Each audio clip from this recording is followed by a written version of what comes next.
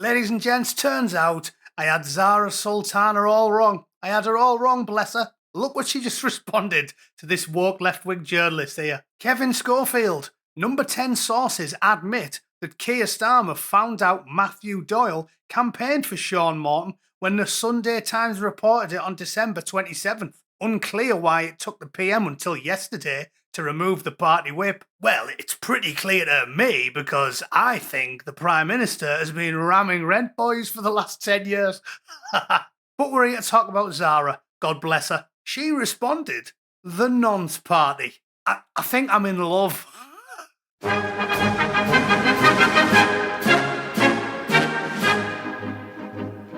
Right, it's been a hell of a 24 hours after yesterday's bombshell video. It really is. It really is the struggle snuggle party for Labour. It's unbelievable. I've made this point loads of times. I always defended the Conservatives for this. I said back when I was a working class Tory that the reason I preferred the Conservatives to Labour was because at least when snobby, toffee-nosed home counties fellas in suits rob you, at least you expect it from the sort of landed gentry types, don't you? It's worse getting robbed by someone who's supposed to be your own. Some bloke born and raised in Middlesbrough, like the current sack of rats that's currently the mayor of my once proud, now Somalian hometown.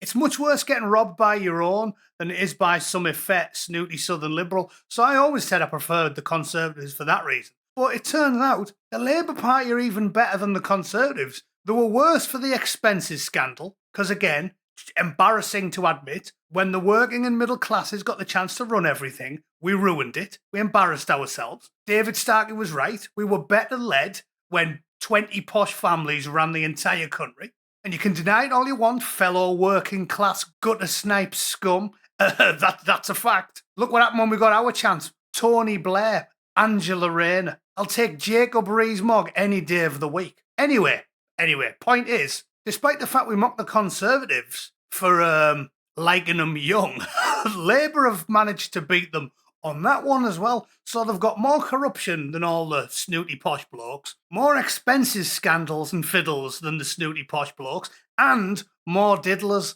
That's how bad it is. I'm so ashamed I'm going to start affecting a plummy accent and pretend I'm from Cambridgeshire. Jolly good. So allow me to bring you up to speed with where we're at. I did say last week that I thought Starmer was going to cling on and it'd take another couple of scandals to finish him, but they would be forthcoming very quickly. However, even I didn't see the legions, the unending swell of full-blown diddlers in the Labour Party. It's unbelievable. At this point, it seems like it's almost like the Catholic Church. If you want some power because you're desperate to stick your fist down the front of a choir boy's robes, you either become a Labour Party member or you become a Labour Party activist. It's staggering. So in summary today, Kemi Badenoch was attacking Keir Starmer on the floor on his decision to put his former comms director, Matthew Doyle, in the House of Lords, and Mr. Doyle campaigned for Sean Morton after Morton had been charged with, you guessed it, having a hard drive that'd make Gary Glitter blush. He took his seat in the Lords only last month and then got suspended by Labour yesterday. Brilliant. Whoa, hang on. I'm going to have to defend Starmer here. You can't have a go at him for following a grand old British tradition. We're supposed to be people who like tradition. And is there anything more traditional than putting someone in the House of Lords who's a kiddie f***?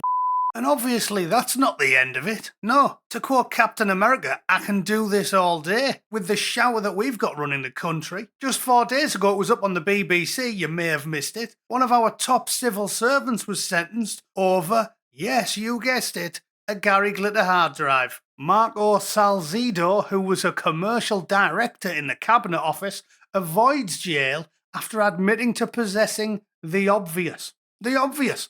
And apparently it was category A, the worst possible type of obvious. I mean, he was a senior director, so you'd expect him to be, an accomplished Gary Glitter hard drive enthusiast. It gets better though, or worse, depending on whether or not you find it grimly amusing or you just want to pull your own head off in a furious rage.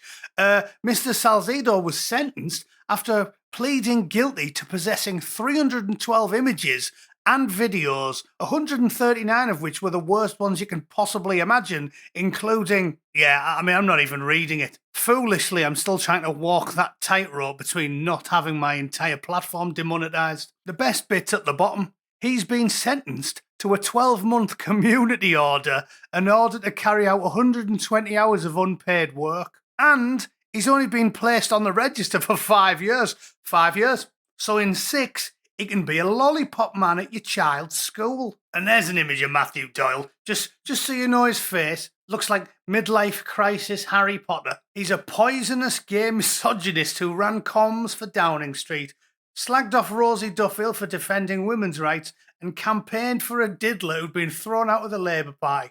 Starmer's just ennobled him, though. Of course he has, because he's got the judgment of a degenerate gambler after 6 cans of Special Brew and a triple vodka. So Zara, well done, love, well done. Even a broken clock is right twice a day, and she's definitely called this one. All of the activists are deviants. The party's full of them. The British government and the House of Lords are riddled with the scum of the earth. Some of the stuff our House of Lords gets up to, Jeffrey Epstein would blush. I guarantee it. He'd read some internal Labour Party memos and go, oh, come on, lads, there's no need for that. It's unbelievable. And the cherry on top, still with the 2-tier ridiculous lack of prison sentences for the worst crimes imaginable. If you like lubing up and flinging yourself around your room with Category A images, you should get 25 years in jail at the very least. And if the British public had their way, you'd get both barrels. But what does our government give them? What does our justice system give them? A slap on the wrist. 12 months suspended sentence. So you're a free man. And nobody gets that stuff on the hard drive by accident. Anybody found with it is a ticking time bomb.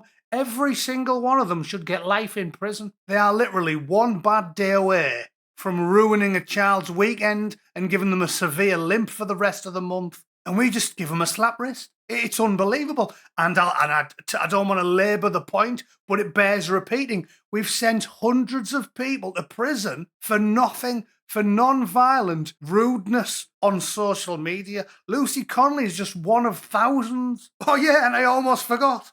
There's a councillor as well.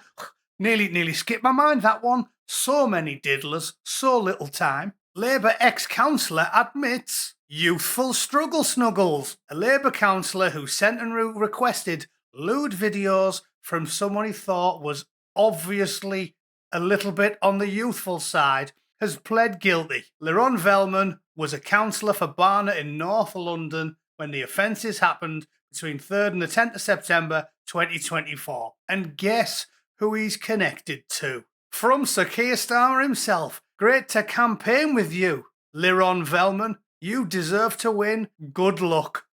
I love it. I love it. It never ends. It never ends. Even I never dreamed I was going to feast on so many wonderful stories.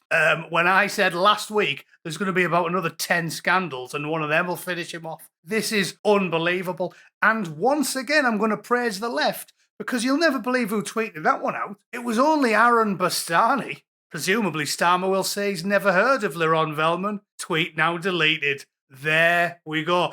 Shall I just quit there? Well, we'll call that game set and match, shall we? Unending noncery from the party of them. From the party that's ram-packed full of them.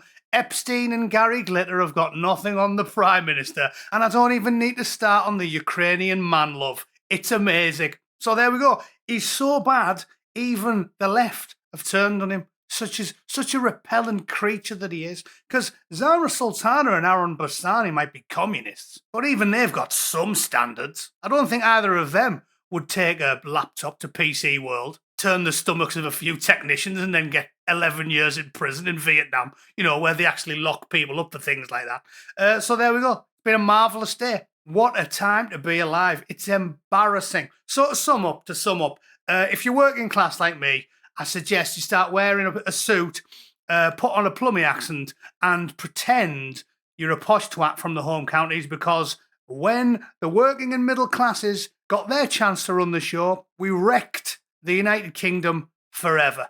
So, technically it's mostly Labour's fault. Tony Blair, Keir Starmer, Gordon Brown, none of them are landed gentry, are they? So, yeah, It's embarrassing. I'm going to change my name by deed poll to something triple-barreled and then go and see Chris Williams for some elocution lessons. Anyway, that's me for the day, ladies and gents. Thanks for tuning in. Let me know what you think down in the comments below. If you're convinced Keir Starmer is a straight arrow and a splendid fellow, I can only assume you'd have opted for Rose West as your childminder or Harold Shipman as your family GP. So type something down there. I'm sure I'll have a great time reading it. Thanks for tuning in. See you all tomorrow. Toodle pip. Cheers.